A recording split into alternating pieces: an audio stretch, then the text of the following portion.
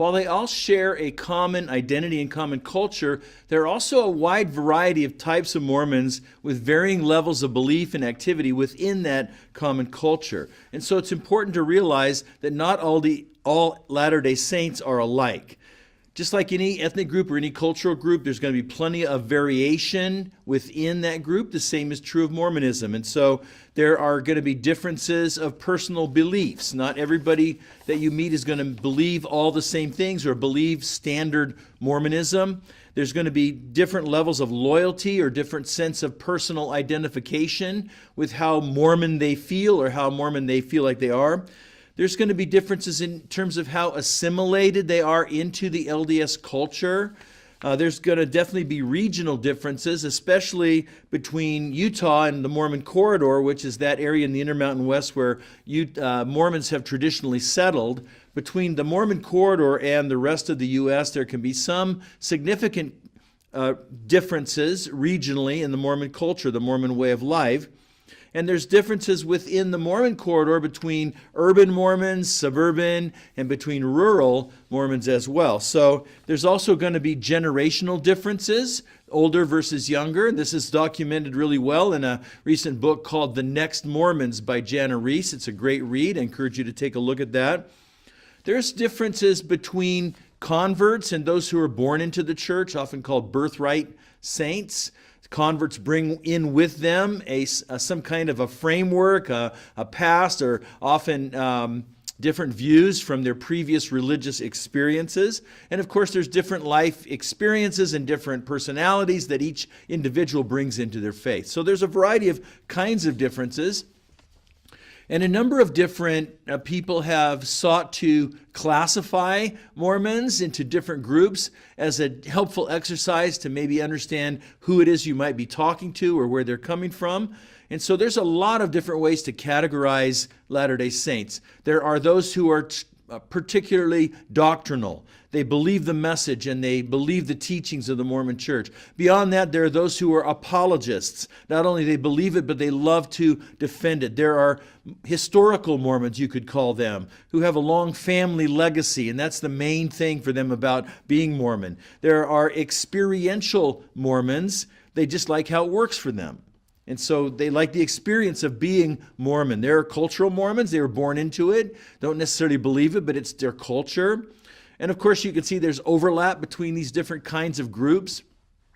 There are liberal Mormons. They don't believe it, but they like the social benefits of it. And so they're out of sync with a lot of the teachings of the church. There are neo-Orthodox Mormons. Those are the ones who take the core stories of Mormonism and want to reinterpret them or to find some gist of meaning in there to retain some kind of truth for themselves. They're relational Mormons. Maybe they married into it or they joined to feel a sense of belonging. There are shadow Mormons, sometimes they're called. People who just don't believe it, but they don't leave because to leave would destroy their relationships. There are paper Mormons. They're Mormons on paper only, in name only, who are officially members, but they're not really involved in any other way than that. Now, all that I've mentioned so far, all of those are based on observation. We look around and we see kind of what we observe, but I've seen some research that has nailed this down a little bit more fully, a recent approach to talk about two kinds of active Mormons.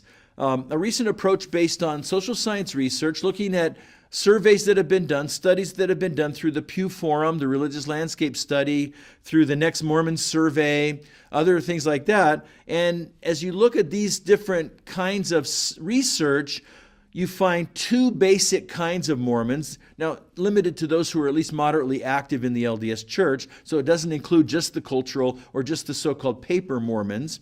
But these two kinds, number one, the researcher calls them the faithful and obedient Mormons.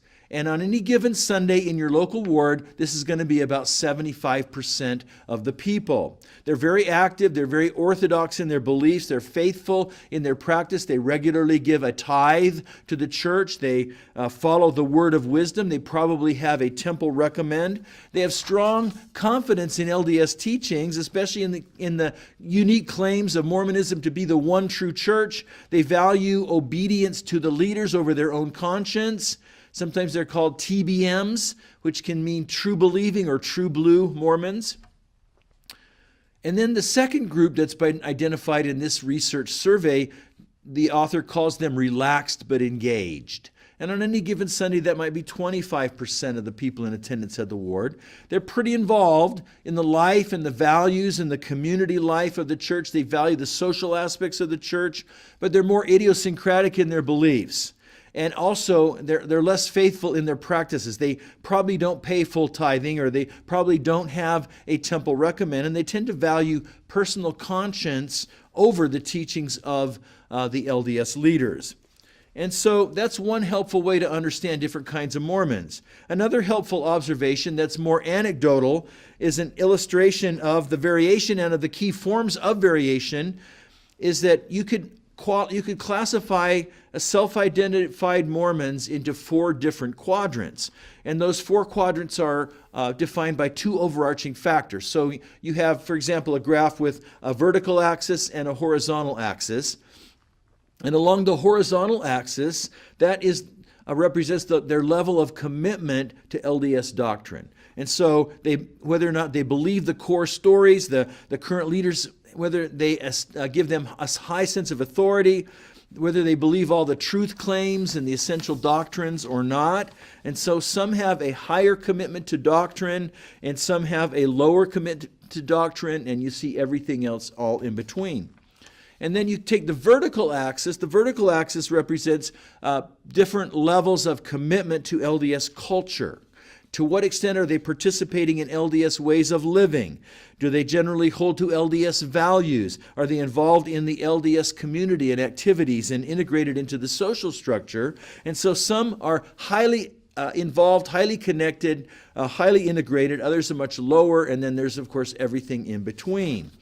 And so if you take those 2 axes then, if you take the lower left quadrant, that's a low commitment to LDS culture and a low commitment to LDS doctrine. These are the paper Mormons I mentioned earlier, or in our own culture here, they're called Jack Mormons. And then if you have then the lower right quadrant, you have a low commitment to LDS culture, but a high commitment to LDS doctrine. That's more rare, but those are people who believe, but for various reasons aren't involved, maybe have an idiosyncratic form of Mormonism. They don't fit the norms, or they don't measure up. And then in the upper left quadrant, you have a high commitment to LDS culture and a low commitment to LDS doctrine. So those are the liberal or the neo-Orthodox Mormons. Those are the relaxed but engaged. Or for some, it's those Mormons for whom Mormonism is their way of life, but they don't question the doctrine of the core stories, but they might not be very deeply committed to them either.